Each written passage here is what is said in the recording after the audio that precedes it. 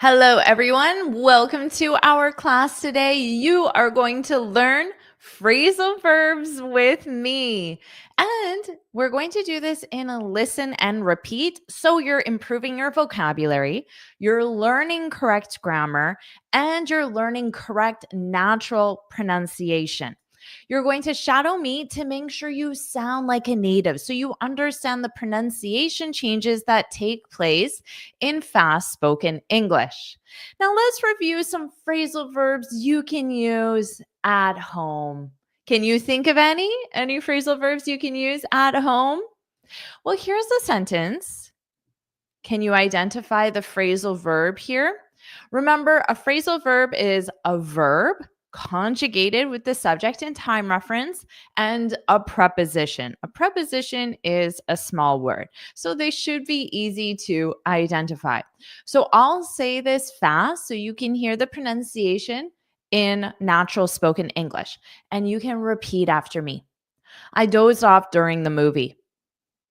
Does that ever happen to you? It doesn't happen to me very often, to be honest. But what does this mean? I dozed off during the movie. Listen to this pronunciation here. Dozed. So we have a voiced z, dozed. But this ed is just a soft d. Dozed. Dozed.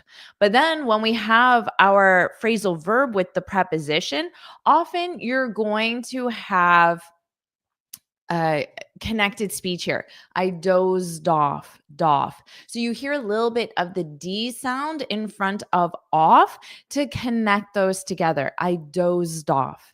So repeat after me. Dozed off, dozed off. I dozed off during the movie. I dozed off during the movie. I dozed off during the movie. And yes, Dorothy, it means to fall asleep. I fell asleep during the movie. But we don't use doze off if you're going to bed for 8 hours of sleep. We use it more to say to fall asleep lightly. So you're just in a light sleep or unintentionally. You didn't start watching a movie for the purpose of sleeping, right? So lightly or unintentionally. Hopefully, you don't doze off during this lesson. Okay. And I saw another example of a great phrasal verb to use at home. Hidaki said, chill out, chill out. That's a great one to use at home. Maybe I have it in this lesson. I don't remember. Okay, let's keep going. Alexander, I nodded off. So same meaning there. I nodded off. So you might say I was in this really boring presentation at work and it was going on and I nodded off. I nodded off. So unintentionally, of course, you didn't mean to fall asleep. So doze off, nodded off. Of course, they're both conjugated in the past simple. All right, great job. Let's keep going. How about this one? Where's the phrasal verb? This is a preposition that isn't the most commonly used with phrasal verbs, but it absolutely is possible and is used just like in this example. So I'll say it fast so you can hear my pronunciation. I always wind down on Fridays by watching a movie. But then I usually doze off during the movie, or I usually nod off during the movie. Okay, I'll say it again. I always wind down on Fridays by watching a movie. Now, always look at your sentence to understand the keywords to tell you where you are on a timeline, past, present, future, so you understand what verb conjugation you need. So, what's the keyword in this sentence to tell you what verb conjugation you need? And the phrasal verb, of course, Dorothy, wind down. And yes, Hidaki, to wind down, it means to relax because on Friday you just finished the week. So you have a lot on your mind. Maybe there are some unfinished projects or you had a bad conversation with one of your coworkers and you want to relax from all the work you did during the week. So that would be wind down, wind down. Sebastian, yes, you can say unwind. I always unwind on Fridays. Now, on is your preposition with the day of the week, on Monday, on Tuesday, on Wednesday. So that's why we have on Friday. And the S is there to make it sound like a routine on Fridays. So you can say on Mondays, I do yoga. On Wednesdays, I go to the gym. It's a routine. So here, the keyword to tell you you want the present simple because it's a routine action is always, always our adverb of frequency. Now, to gradually relax. And then, like I said, after a period of excitement, difficulty, or stress. So, like I explained, at the end of the week, you're thinking about your projects, you're thinking about a bad conversation you had with your boss or coworker, but to get rid of that, to get rid of all of that mental clutter, to wind down, to wind down. Okay. Kansu said, we all need to take a break and wind down by doing our leisure activities. Exactly. So maybe you really love playing video games or gardening or reading, whatever it is. So that's a great way to wind down, to wind down. Exactly. Okay, let's keep going, everyone. How about this one? Now, there are 2 phrasal verbs here. Can you identify them? And I'll say it fast so you can practice my pronunciation. Can you come over and help me set up my new IKEA dresser? Do you know what IKEA is? Do you have this store in your country? It's a very popular store in North America where you can get furniture. This couch is from IKEA. The furniture is known for being pretty cheap, but good quality for the cheap price point. Okay, I'll say it again. Can you come over and help me set up my new IKEA dresser? Can you come over? Can you come over? Come over. So you hold that M when you transition to the vowel. Come over and help me set up. So this T can be pronounced as a soft D and linked to the up. Set up. Set up. Repeat after me. Set up. Set up. Set up my new IKEA dresser. IKEA. IKEA. Can you come over and help me set up my new IKEA dresser? All right. Jolanta got it. Come over and set up. Those are the 2 phrasal verbs. And Alexander, absolutely. So set up means install or assemble. So for all of you who know IKEA, you know that when you buy something from IKEA, it comes in a million pieces and you have to set it up yourself, which is part of the reason why it's cheaper than a lot of other stores, but it can be quite complicated to set up IKEA furniture. Okay, so how about come over? This is how native speakers say, visit my house. Can you come over? Can you come to my house? Can you visit me at my house? House, home, apartment, condo, wherever you live. So you might say, oh, I would say I'm having some friends over. I would drop the come, to be honest. I'm having some friends over after work. But if I'm talking directly to my friend, I would say, do you want to come over after work? Do you want to come over for dinner tonight? Do you want to come over and watch a movie? I promise I won't doze off this time. So can you come over? Can you come to my house? So saying come to my house sounds very formal. It sounds unnatural. It's not what a native speaker would say. Okay. Now, some students are saying, for example, set up means to start a new business activity. But does that make sense in this context? Or people say set up means a trap. Does that make sense in this context? So you have to look at the context to understand the meaning.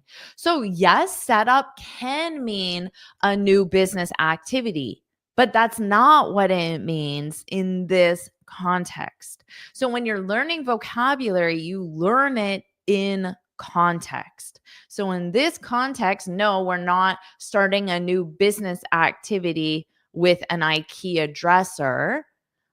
We're assembling an IKEA dresser. And do you know what a dresser is, by the way? Nobody has asked me what a dresser is. Okay.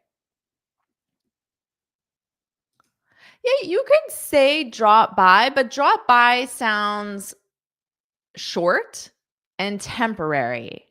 So I wouldn't say, can you drop by for dinner? Because dinner sounds longer. If I say, can you drop by for dinner? It sounds like you're just going to quickly eat and leave. So it sounds less social. Now, if I say, can you drop by and help me set up my new IKEA dresser? You absolutely can say that, but it sounds like it's going to be as short as possible. And when the dresser is set up, you're going to leave. So it's not really a social visit. So it is possible, but the meaning changes. Okay. Yeah, a dresser, a table with a mirror, maybe you can think of it like that. A space for storing clothes or other items. Yes, that's a good definition. It may have a mirror. Dressers can have mirrors. They don't always have mirrors. But a dresser is you pull out the drawer and then you put things in and then you push in the drawer, and it's either stacked vertically, so the dresser goes up and there's narrow drawers and there's maybe, 5 or 6 of them, or it can be more horizontal. So the drawers are longer, but it's only maybe three drawers, so it's shorter. Both of those would be dresser. Okay. And yes, it is furniture, an item of furniture. All right, everyone, let's keep going. And before we do, I have this free speaking guide for you. Make sure you download it if you have not already, because I get asked the same questions all the time from students. So I put my best tips, my best advice in this simple to read, simple to follow guide to teach you how to speak English fluently and confidently in 6 easy steps. So I give you the plan that you need to follow. And part of this plan is learning phrasal verbs and expressions. So make sure you download this. You can go to my website and download it for free. Just enter your name and email, and it will be emailed to you. Let's keep going.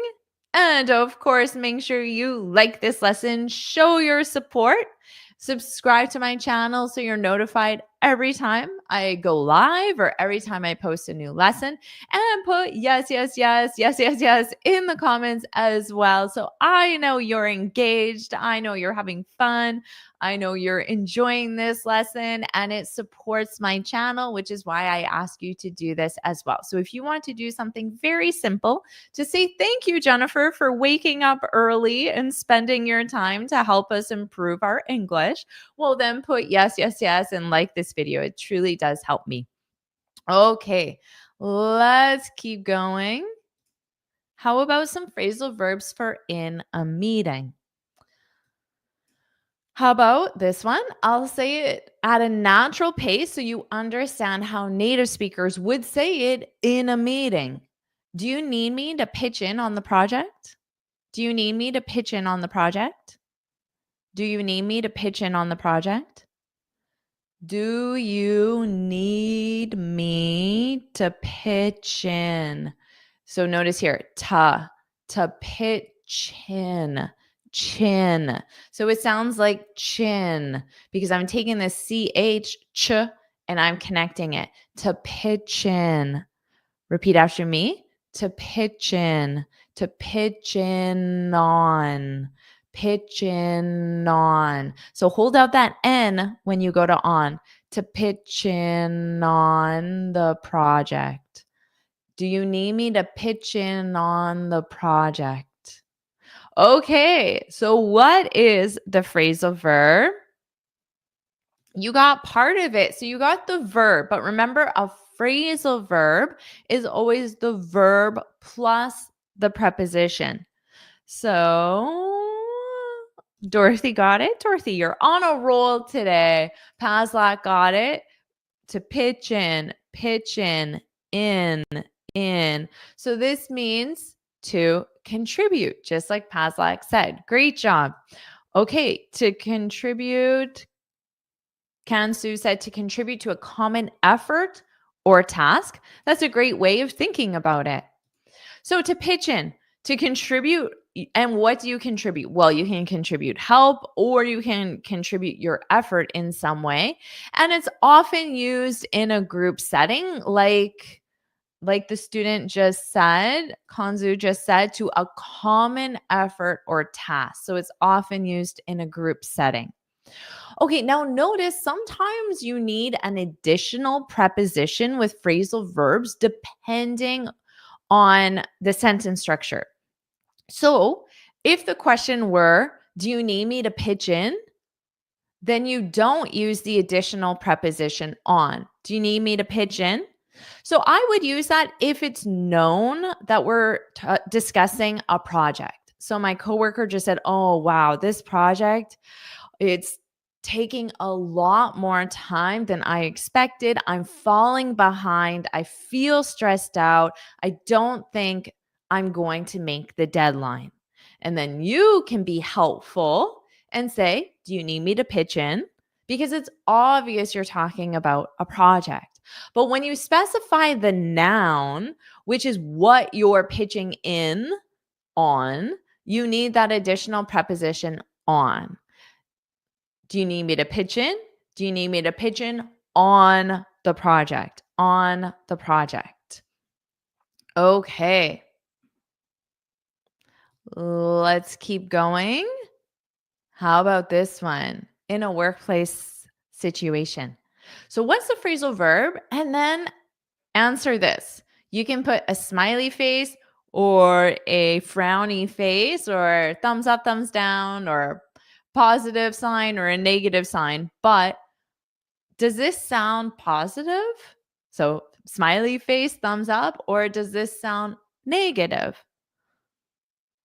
Frowny face, thumbs down. What do you think? But all the students seem to be getting the phrasal verb to shut down. To shut down. Great job. And yes, new chapter. It sounds negative. Exactly. Negative. Great job, everyone. Great job. I love there's so many different ways to express something negative. I love it. Yes, it's negative. So if someone shuts down your ideas, it means that they reject them, but they reject them without even really considering them. So someone might share with you this great idea they have to save money on a project, but the person just instantly says, no, that's not going to work. But they don't even take the time to consider it. They don't take the time to investigate the idea, do research on it. Negative, because of course someone could reject your idea in a positive way and say, thank you so much for sharing that with me, but unfortunately that's not going to work because the client blah blah blah, and then there's some reason why. But just saying like, no, we're not going to do that. No, that's not going to work. No. So to reject your idea quickly and forcefully without true consideration, that would be shut down. Or simply to stop something from happening. So maybe you want to organize a workshop for your coworkers on improving their public speaking skills. And you send out flyers and emails, you book a space, but then your boss says, no, no, you're not doing that. No, no, waste of time. So they shut down the workshop. They prevented it from happening. All right. Okay, so this is a very common one because this happens to people a lot in a workplace setting. Let's keep going. How about this one? I'll say it fast and you can focus on my pronunciation. Jessica is taking over the project while Sam is on vacation. Jessica is taking over. Jessica is taking over. So notice this is very quick. Jessica is taking over the project. Taking over the project while Sam is on. Sam is on. So a little bit of a voice sound to connect. Sam is on vacation. Jessica is taking over the project while Sam is on vacation. Jessica is taking over the project while Sam is on vacation. Okay, so take over. Yes, everyone. Yes, Kareen. Yes, Osama. Yeah, and it has the sense of Jessica is now in charge of, to take responsibility, to take control. Exactly. To start running the project. Because before, it sounds like Sam was running the project, was in control of the project. But now Sam is going on vacation. Maybe it's for 1 week, but maybe it's for 1 month or longer. So someone needs to take over, to take control. So that is Jessica. Now, also notice, other than the phrasal verb, notice this grammar of to be on vacation. Okay. Vacation is a collective noun. Or an uncountable noun. So you don't need an S on it, even if the vacation is 1 week, 2 weeks, 3 weeks, even if Sam goes to multiple places, all of that activity is considered one vacation and is to be on vacation. So you might tell your friend, hey, do you want to grab lunch this afternoon? I'm on vacation. And that's the reason why you can have lunch in the afternoon when normally you're not available. Okay, so to take over, to assume control or responsibility for something. And it's usually someone else was in control. Or maybe it's just the project has changed and there's this new area that needs someone in control as well. So Sam is taking over the project. And notice this is in the present continuous. So your phrasal verb has a verb which you always have to conjugate according to the subject and the time reference. Jessica is taking over. Jessica is taking over. Jessica is taking over. All right. Kansu, I like this example. She stepped aside. So maybe Sam stepped aside or Jessica stepped aside. So I am able to take over the task. Great job. Great job. I love that one. Okay, let's keep going. What's the phrasal verb here? I'll say it fast so you can hear those pronunciation changes. Improve and practice your pronunciation. They plan to roll out the new system next week. They plan to roll out the new system next week. They plan to roll out the new system next week. So notice they plan to roll out. So notice what my tongue does. It stays in that L position, roll out. So I'm saying lout, but you connect them together. They plan to roll out the new system next week. Okay. So roll out. Exactly, everyone. You got it. You got it. Roll out. Roll out. Yeah, in Hidaki, it's like to launch, to launch. You can think of it like that for sure.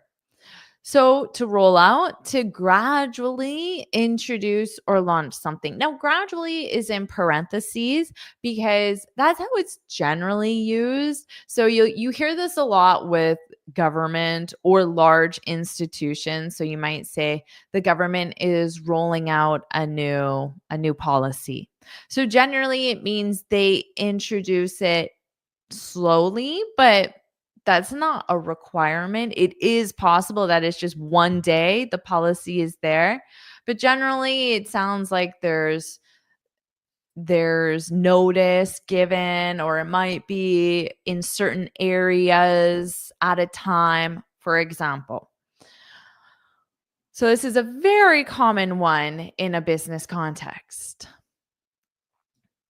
Let's keep going. Oh, getting ready, which I did right before this presentation because it's early in the morning for me. It's 8 a.m. Well, 8:27 now, but this class started at 8 a.m. So right before that, I got ready. Now, this is a gender neutral term, so it applies to men as well. Men get ready in the morning, women get ready, kids get ready. It doesn't matter who you are. Everybody gets ready in the morning. Or it doesn't have to be in the morning. It can be at different times of the day. So how about this one? I have a meeting in 20 minutes. Can you whip something up? All right, let's imagine it's first thing in the morning and I say this to my husband, or you might say this to your roommate or your friend or your parents. I have a meeting in 20 minutes. Can you whip something up? I have a meeting in 20 minutes. Can you whip something up? Can you whip something up? Do you know what this one is? Yes, Hidaki, whip up. Whip up. Woohoo! Everyone got it. Awesome job. Awesome job. Okay. So this one, to do something in a hurry, but that something is very specific. That something is always to prepare food. So when you whip something up, even though there's no context that tells you it has to do with a meal, with food, it doesn't, the example isn't I'm hungry, can you whip something up? So even though there's no context to tell you this has to do with food, the expression to whip up is always used with food. So it means to prepare quickly. Now, I will point out that you can use it with drinks as well. So you might whip up a smoothie, for example, because some people might drink their breakfast. So you can use this for a drink. Okay, to whip up, whip up. Can you whip something up? Can you whip something up? So the something here represents I don't care what it is. I just need to eat or even potentially drink something before my meeting starts in 20 minutes. So 20 minutes, the person has to make it and I have to eat it in 20 minutes. So that is not a lot of time. So this is a very useful one that you can use, but just remember it's always used with food, a meal, or a drink. Okay, let's keep going. How about this one? I just need to wash up before breakfast. I just need to wash up before breakfast. I just need to wash up before breakfast. I just need to wash up before breakfast. So notice the pronunciation here. Breakfast. Da. So there's two sounds, fist. Not fast like a car. It's like this is a fist. Fist. Okay, that's the pronunciation. And then the syllable stress, we have dada, breakfast, dada, breakfast, breakfast. I just need to wash up before breakfast.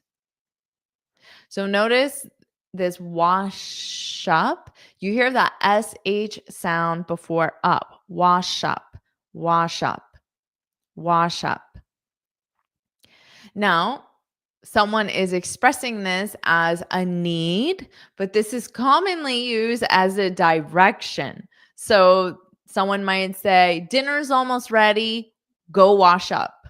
So you can go wash up or you can simply wash up. Wash up before dinner, it'll be ready soon. Wash up before dinner. Okay. I wouldn't say it's take a shower. No, it's not take a shower or bath. No, that's not what wash up means. It means to wash your hands. Yeah, because you're going to eat and you want to make sure that you have clean hands before you eat. So you don't need to take an entire shower to eat. And I mean, maybe you could use it with your face, but generally it's just with your hands. It's an alternative to say, wash your hands. Wash your hands. I just need to wash my hands before breakfast. I need to wash up. I need to wash up. Okay, so to wash your hands, I need to wash my hands. That's the most common way of using it. Definitely not the same as take a shower or take a bath, nothing like that. Just wash my hands. So, native speakers generally just say, wash up. Did you wash up? So, a parent might say that to their kid. Did you wash up? Before the kid starts eating to make sure the kid is using clean hands. Did you wash up? Did you wash up? Okay. Oh, right. So I'll say it again and you can focus on my pronunciation. I just need to wash up before breakfast.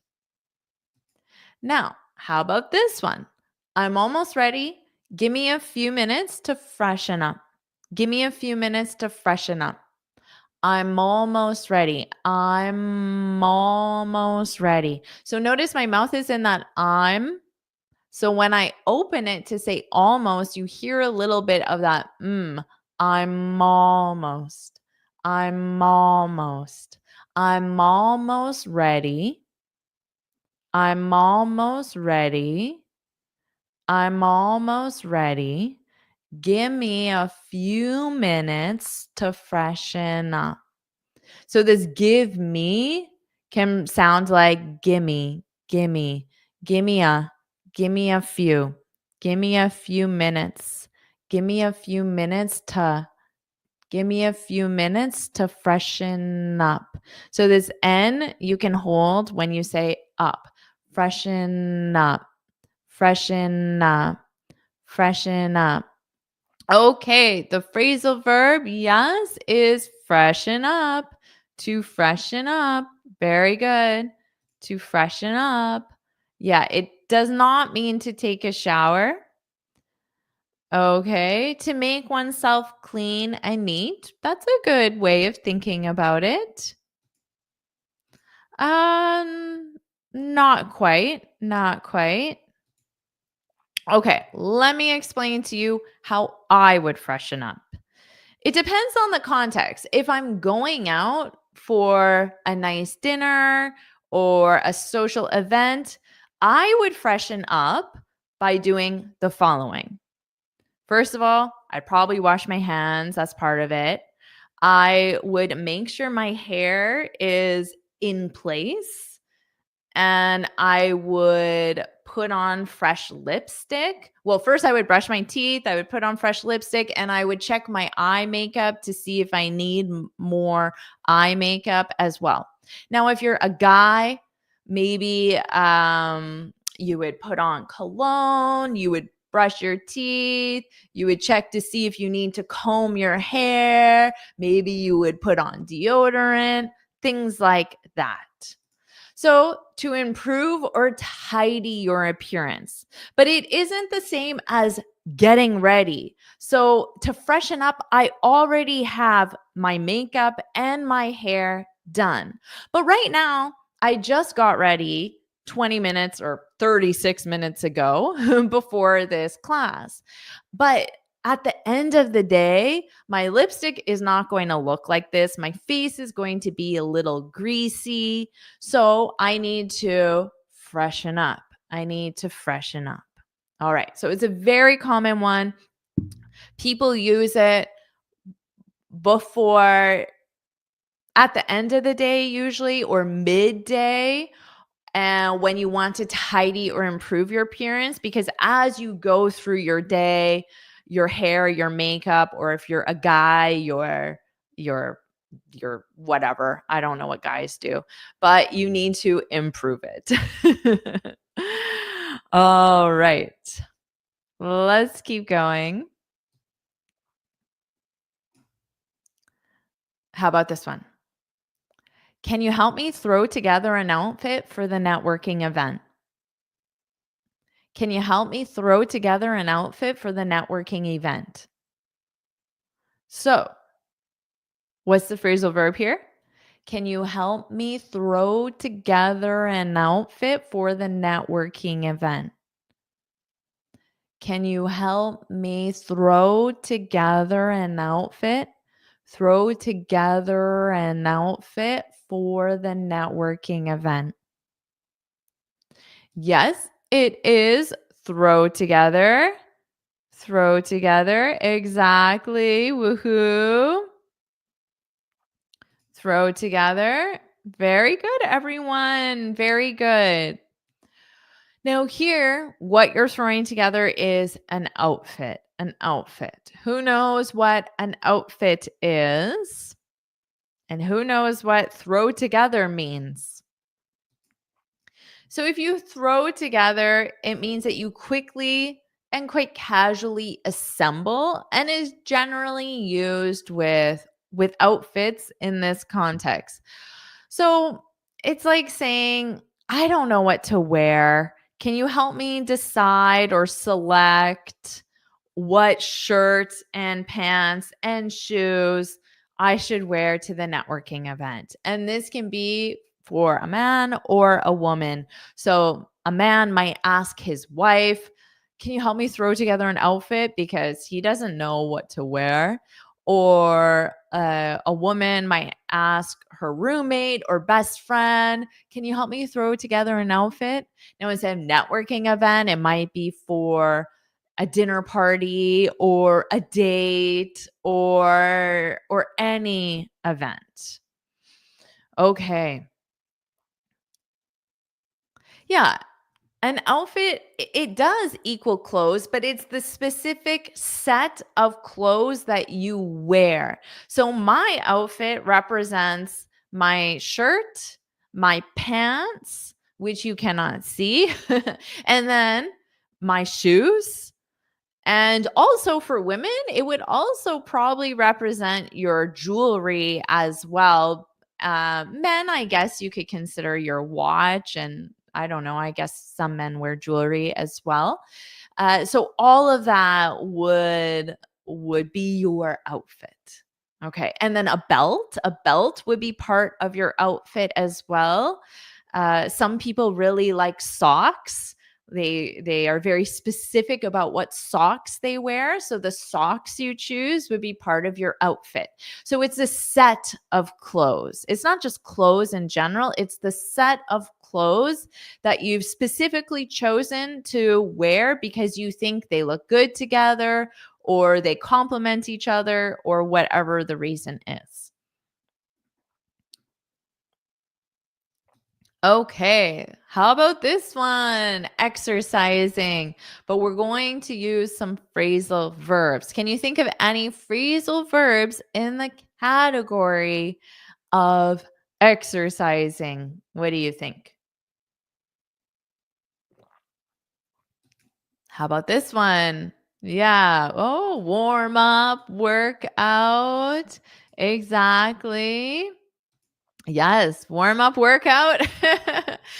Pump up some iron. Okay, good job, everyone. Good job.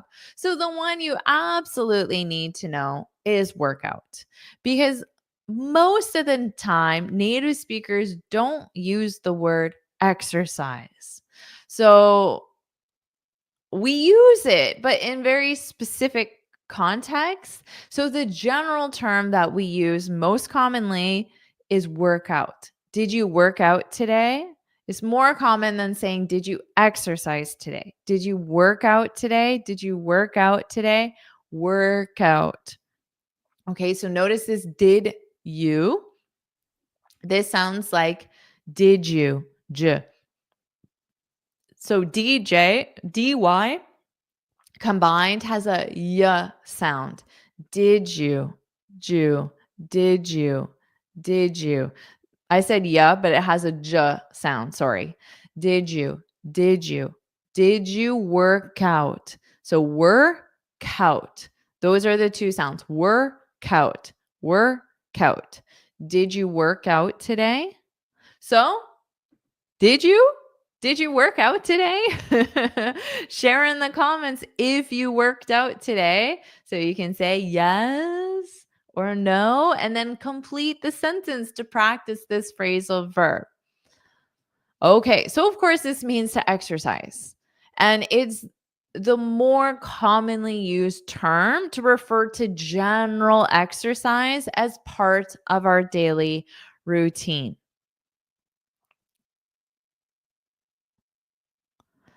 No, not really. No. What, people? Get on it. Not yet. Jeez. I didn't. What? I haven't worked out. Come on, people. It's 8 a.m. and I already worked out today. Let's get going, everyone. You have to take care of your body just as much as you take care of your mind. Woohoo! At least I have someone. Awesome job. And woo richt. I don't know how to say that. Sorry, but woohoo. Yeah, that's a workout for sure. Nice. Nice.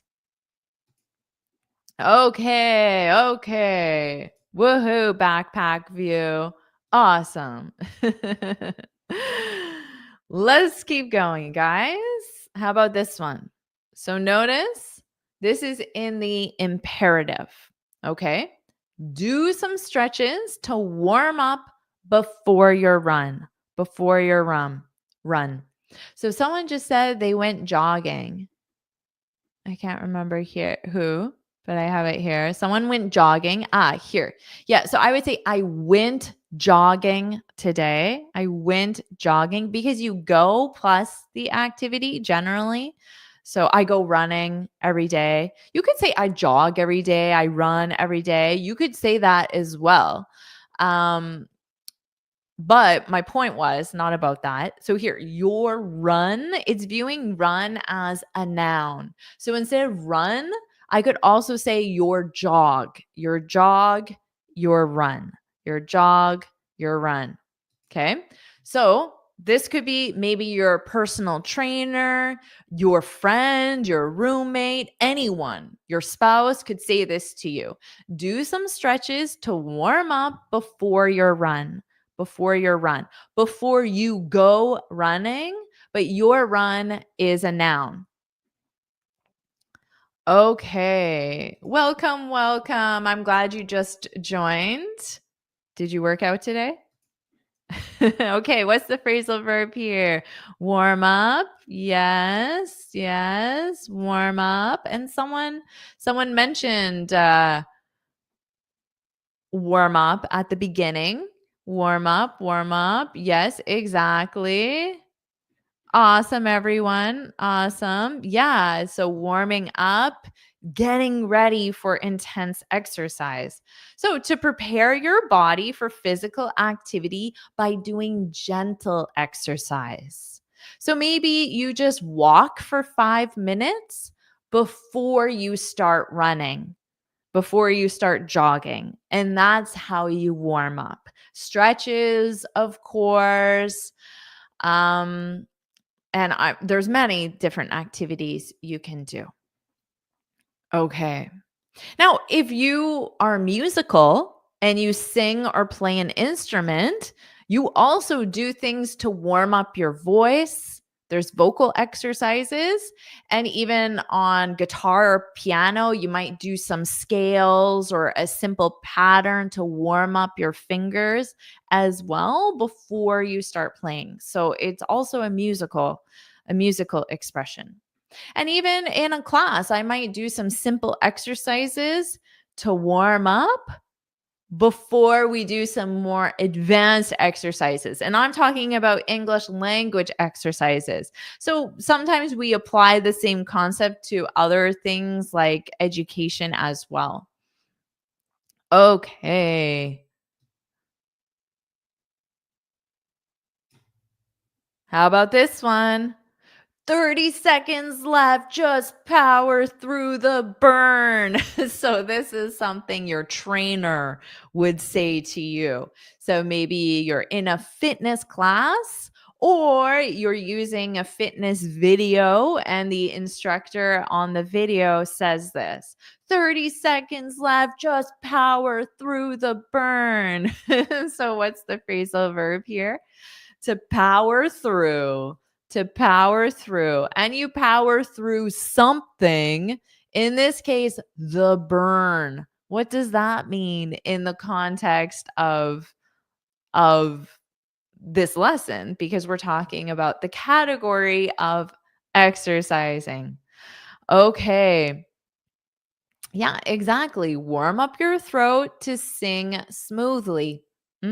For sure. I always warm up my throat, my vocal cords more specifically, before I teach a lesson because I'm talking for 1 hour. That's a long time. I need to warm up my voice, my vocal cords. Okay, 30 seconds left. Just power through the burn. So to power through, it means keep going, despite discomfort or despite difficulty. So the discomfort here is the burn, the burn. So have you ever exercised, worked out to the point of feeling pain in your muscles?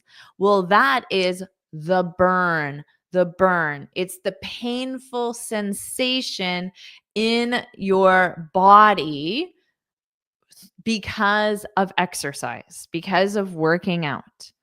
Okay. So to power through. But you could use this in a workplace context as well. So you might say, we only have one box left to organize. So maybe you had a whole storage room of boxes. And all these boxes have papers and items. And you've already done 95% of the work, but you have 1 or 3 boxes left. And then everyone's tired, they want to go home, but you can say, let's just power through. We only have 3 boxes left. Let's just power through. So let's keep going, even though we're tired. Let's just organize these 3 boxes, be done with it, and then go home and relax and unwind, perhaps. So 30 seconds left, just power through the burn. Okay. So that's definitely one you can use in your day-to-day life. You might need to remind yourself to power through with your English studies as well when things get difficult. How about this one? Great workout, everyone. Now let's take some deep breaths to cool down. So this is at the end of the workout. So notice I just said at the end of the workout, because that's the noun form. So it's a phrasal verb, to work out, and it's a noun. the workout or a workout. So you could say, my workout was intense today. So it's the noun, it's viewing it as a thing. My workout, my workout. It's like saying my class, my fitness class, my workout, the workout. Great workout, everyone. Great class, everyone. So it's like saying great class, everyone. Great workout, everyone. Now let's take some deep breaths to cool down. To cool down. Definitely the reward of a workout. The cool down, which I love. Okay. So to cool down, this is to gradually reduce activity after exercise. So in this case, you're doing some deep breathing to gradually reduce your activity. But let's just say you were you were running, you were jogging, you might walk for the last 3 minutes to cool down. So that's gradually reducing your activity. Okay. So in this case, we're just doing some deep breaths because it will slow down your heart rate and allow your body to relax. Yes, workout is a verb and workout is a noun. Yeah. That happens quite a bit in English, where there's a verb form and a noun form. Okay. And you can identify it. In spoken English, there's no difference between the two. But of course, work out as the verb, you would conjugate it. So I worked out yesterday. That's the past simple. Nouns, of course, don't have a different conjugation. They have singular and plural. Our workouts have been intense. So it's not just one workout, it's multiple. Our workouts have been intense, for example. Okay. So again, it's like saying our fitness class or our exercise routine. And that's the end of our class. So let's cool down. Let's cool down. So just a reminder, you can get this free speaking guide where I share 6 tips on how to speak English fluently and confidently. So you can go to my website and you will see it. Just enter your name and email and it will be emailed to you. And we have a few minutes left. So how about we cool down with some gentle Q&A? So you can ask me any questions. That's the Q. And I will hopefully provide the answers. That's the A. So Q&A, question and answer. And we have a few minutes. So I just tuned in. Well, don't worry, Adrian, because you can watch the full class. So yes, this is the end of the live class, but this recording will be available on my channel, so you can just watch the recording. And of course, if you have any burning questions about phrasal verbs, you're welcome to ask me now. I know. Isn't that awesome when you learn new things and you're like, what? I had no idea. And you're talking about the fact that workout is a verb and a noun. It's very commonly used as a noun. For example, how was your workout today? How was your workout? Your workout. How was your workout today? So that would be the noun form. Okay. You're very welcome, Manuel. I am so glad you enjoyed the class. And you're very welcome, Kareen. Oh, I'm glad you learned the phrasal verb power through, to power through, very much in the fitness world, but you can absolutely use it in a workplace situation as well. Anytime you're doing very difficult work, it can be mental work or physical work. And I'm glad everyone is here because you are working out your brains, which is amazing and extremely important. Okay, so this is a great question because they're not the same. A phrase and a phrasal verb. Thank you for asking this question. So, a phrasal verb is one verb and one or more prepositions. Usually one, but it can be two prepositions. Now, the verb is conjugated with the subject and time reference. A phrase is a group of words that have a specific meaning. So, for example, how's it going? How's it going? You can consider that just as a phrase. And it's a complete idea. So a phrasal verb on its own, if you just say set up, it's not a complete idea. You still need the subject, the object, the context, but a phrase is the group of words, but the meaning is there. So how's it going? It's a complete group of words. And yeah, you can think of it as a sentence. It really is. Yeah.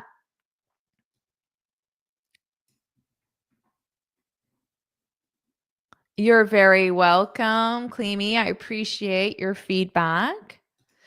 And Kansu, this is an important question. How can I activate the words that I've just learned to my speaking? Yeah, so how can I practice speaking using all of these? So that's a great question. What you can do, remember that the replay will be available on my YouTube channel. So what you can do is you can go to each section and pause it where you see the example sentence and the phrasal verb, and then you can repeat it out loud. That's the easiest thing you can do. And then form your own sentences. So try the past simple. Maybe just start with the keyword yesterday. And then it forces you to use the past simple. And then change it to an adverb of frequency, always. And then form a sentence. Change the subject. Instead of yesterday, I, yesterday, she, yesterday, we. And then you're practicing different conjugations, different verb tenses as well. Okay, you're very welcome, Gabrielle. I'm so glad you enjoyed the lesson. Phrasal verbs are fun to use for sure.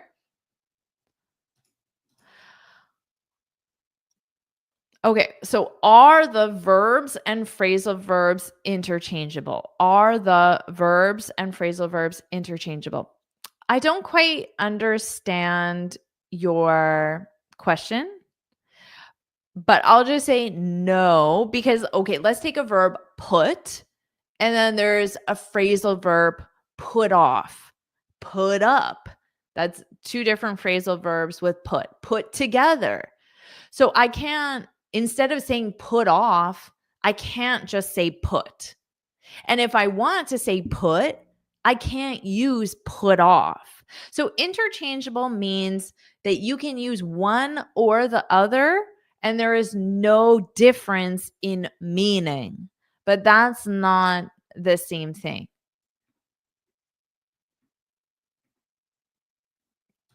Okay, Musa asked, can I say don't without the D at the beginning? No, you can't, because it's the D is not silent. Don't. Now, maybe you meant the T at the end. And if that's the case, yes, you can, but it depends on the specific sentence. So generally what we call, it's not that it's completely silent, it's that we don't push out the air at the end. So it's called a flap T.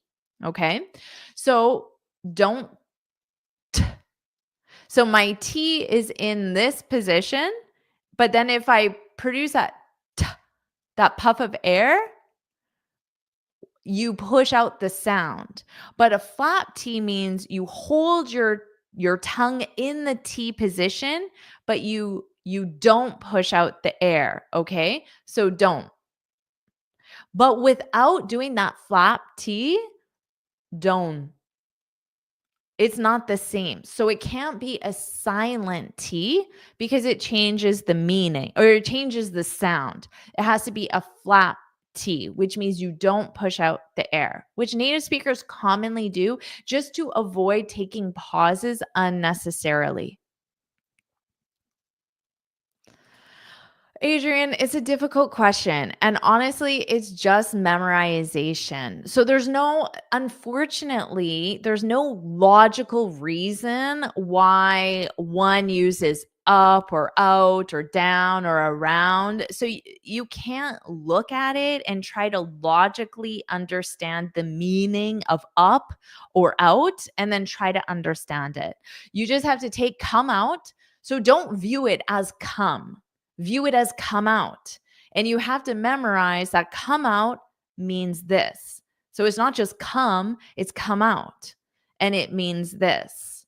Okay. Just like you learn any word as a meaning. So you just have to remember that it's the verb and the preposition that comprise a meaning. But unfortunately, there is no logical reason why certain phrasal verbs use up, out, down, through. I wish there were because it would be a lot easier to explain and teach, but unfortunately, it's just memorization.